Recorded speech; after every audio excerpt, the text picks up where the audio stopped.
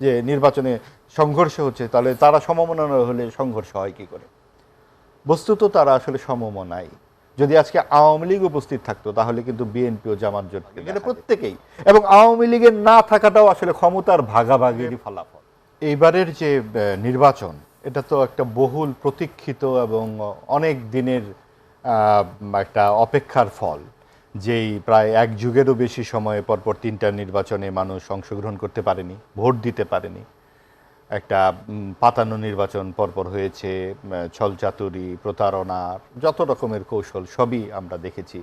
বিশেষ করে একটা সরকার ক্রমশ যে স্বৈরাচার হয়ে ওঠে ভোটারবিহীন তাদের কার্যক্রমের ফলাফল হিসেবে, সেটা আমরা চাক্ষুষ করলাম। তো তারই ধারাবাহিকতায় 24-এর গণ অভ্যুত্থান এবং গণ অভ্যুত্থানের প্রধান প্রত্যয়টি ছিল যে গণতন্ত্র এবং বাক স্বাধীনতার যে পথে মানুষ হাঁটবে এবং তার জন্য নির্বাচন হবে প্রথম একটা পদক্ষেপ। তো এর মধ্যে যেটা সবচেয়ে বড় সমস্যা হয়ে দেখা দিয়েছে যে অন্তর্ভুক্তিমূলক নির্বাচন, যেটাও প্রত্যাশা ছিল, যেহেতু এর আগে আওয়ামী ও সমমনারা নির্বাচন করেছে তার আগের 12 বছর, এবার দেখা যাচ্ছে বিএনপি ও সমমনারা নির্বাচন করছে। কথাটা হয়তো ধাক্কা লাগতে পারে, বিএনপি ও সমমনারা কেন? আমরা তো সংঘর্ষ নিয়ে আলাপ করতে আসছি, যে নির্বাচনে সংঘর্ষ হচ্ছে, তাহলে তারা সমমনা হলে সংঘর্ষ হয় কি করে? বস্তুত তারা আসলে সমমনাই। যদি আজকে আওয়ামী লীগ উপস্থিত থাকতো তাহলে কিন্তু বিএনপি ও জামাত জোটকে দেখা যেত। যেহেতু আওয়ামী লীগ নাই, সর্বশেষ গ্রাহ্য নির্বাচনে 40% বেশি ভোট আওয়ামী লীগের, তাহলে এত বিপুল একটা ভোট যখন নাই, এখন আওয়ামী লীগ গত 17 বছর যে ধরনের কাজ করেছে, সেখানে কি তাদের সাথে থাকার কোনো সম্ভাবনা ছিল, সুযোগ ছিল নির্বাচনে থাকার? সম্ভাবনা থাকে বা না থাকুক এটা তো আরেকটা কোনো বিতর্ক। বাস্তবতা ছিল আসলে? বাস্তবতা যদি আপনার এই গত 17 বছরে যায়, এরকম হয় 54 বছরের আগে যে 71-এর যে বাস্তবতা, জামাত যেভাবে এত পরাক্রমশালী হয়ে উঠছে, বাংলাদেশের রাজনীতিতে তো সকলই সম্ভব। কোনটা সম্ভব বা কোনটা অসম্ভব সেই বিতর্কে না গিয়ে যেটা ঘটেছে সেটা আলোচনায় নিয়ে আসলে সুবিধা হয়। যে আওয়ামী লীগের অনুপস্থিতিতে যেই ঘটনাটা ঘটেছে সেটা হচ্ছে যে একটা 20 বছরের সখ্য এবং যেই একই জোট তারা বিএনপি ও জামাত, তারা পরস্পর বিরোধিতায় চলে গেছে এবং এই বিরোধিতা কিন্তু দিনে দিনে বাড়ছে এবং সংকট সংঘর্ষের রূপ দিচ্ছে। আমাদের প্রশ্নটা হচ্ছে যে যদি এখানে আওয়ামী লীগ থাকতো তাহলে কি এই বিরোধটা দেখা দিত? তার মানে সব কিছুই কি ক্ষমতা কেন্দ্রিক, এখানে আদর্শ কোনো বিষয় নয়? প্রশ্নটা এই জায়গায়।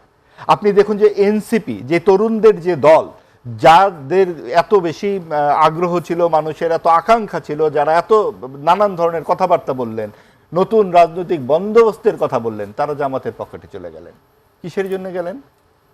কারণ উচ্চ কক্ষে কয়েকটি আসন পাওয়া যাবে যদি এই যে আনুপাতিক হারে ভোটটা হয়। বিএনপি এত বেশি আসন দিত না, এছাড়া আর কিছু না। যেই ইসলামিক ভোটগুলোকে এক বাক্সে আনবার কথা বললেন জামায়াতে ইসলামী এবং ইসলামী আন্দোলন চরমনায়ের পীর, তাদের মধ্যেও সংকট সংঘর্ষ বেঁধে গেল সিট নিয়ে, তাদের বিরোধ চূড়ান্ত হয়ে গেল, অর্থাৎ ইসলামিক দলগুলোও আর এক বাক্সে থাকলো না। আপনি দেখুন যে সব কিছুই কিন্তু ওই সিটের জন্য, ক্ষমতার ভাগাভাগি, এখানে প্রত্যেকেই, এবং আওয়ামী লীগের না থাকাটাও আসলে ক্ষমতার ভাগাভাগিরই ফলাফল। এটাই 17 বছরের দুর্নীতির ফলাফল নয়। এটা কিভাবে আসলে, মানে আপনি যেটা বললেন এই লাইনটা, যে ক্ষমতার ভাগাভাগির কারণে আওয়ামী লীগ নেই, অনুপস্থিত, এটা কিভাবে? এটা হলো, দেখুন আজকে এই যে বিএনপি বা জামাত বা 30টি দলের যে সংস্কার আলাপ আলোচনা আমরা 9 মাস ধরে দেখলাম, কোনো একটি রাজনৈতিক দল কি বলেছে যে এই 30টি রাজনৈতিক দলই পুরো বাংলাদেশ? তারা কিন্তু বলেনি। যারা অনেক নীতি কথা বলেন, যারা অন্তর্ভুক্তিমূলক নির্বাচনের কথা বলেন, অন্তর্ভুক্তিমূলক সমাজের কথা বলেন, যেই কথা আমরা আওয়ামী লীগের 3টি নির্বাচনের সময় বলেছি যে বিএনপি ও জামাত না থাকলে, বিশেষ করে বিএনপি না থাকলে নির্বাচন হতে পারে না, ঠিক একইভাবে, কারণ এই আওয়ামী লীগের সকল লোক কিন্তু খুনি নয়। যারা খুন করেছে তাদেরকে আপনি শাস্তি দিবেন। আপনার ভাই, আপনার যারা জ্ঞাতি, তারা খুনি হতে পারে, রাহাজানি করতে পারে, নানান রকম অপরাধে জড়িত হতে পারে, পিতার সম্পত্তি থেকে কিন্তু আপনি তাকে বাদ দিতে পারবেন না। ঠিক একইভাবে বাংলাদেশের যেই সমস্ত তাদের যে হক, সেখান থেকে আমরা বাদ দিতে পারবো না। খুনিদের জন্য খুনিদের বিচার হবে, সেই বিচারের কিন্তু একটা আলাদা পরিস্থিতি হবে। এবং যেই কারণে বাংলাদেশের জন্মের বিরোধিতা যেই দলটি করেছে, তারা রাজনীতিতে এত প্রবলভাবে উপস্থিত, আর বাংলাদেশের মুক্তিযুদ্ধের যে নেতৃত্ব দিয়েছে সেই সাধারণ মানুষ চাইলে তো সেখানে বাধা কোথায়? সাধারণ মানুষ তো চব্বিশের যে আন্দোলন, সেখানে তো তারা ফ্যাসিজমকে তারা বাতিল করেছে, বিদায় করেছে দীর্ঘ আন্দোলনের মাধ্যমে। তারা যদি জামায়াত ইসলামকে চায়, তারা যদি বিএনপিকে চায়, সেখানে বাধা কোথায় আসে? আমরা এই তিনজনে এই টেবিলে বসে আলাপ করে কি সাধারণ মানুষের কথাগুলো যদি এই সিদ্ধান্ত না নিয়ে ভোটেই সিদ্ধান্ত নিতাম ভালো হতো না? সাধারণ মানুষ তো ভোটেই লাল কার্ড দেখে দিত আওয়ামী লীগকে। আমার যে যুক্তিটি হচ্ছে, আপনি ভোটে আসতে দিতেন এবং সাধারণ মানুষকে এই কথাটি বলতে দিতেন। আমেরিকা থেকে এসে নানান রকম নিয়ম কানুন করে সাধারণ মানুষের কথা বলাটা তো ঠিক হচ্ছে না। সাধারণ মানুষ নিজেরা তো কথা বলতে পারে।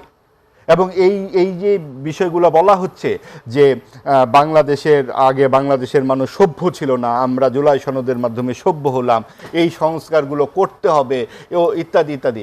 রোজ কিয়ামতের দিন তো উপস্থিত হয়নি এই আগামী 180 দিন পরে, যে এই সংস্কার এইবারই শেষ করতে হবে। সংস্কার তো একটি চলমান প্রক্রিয়া।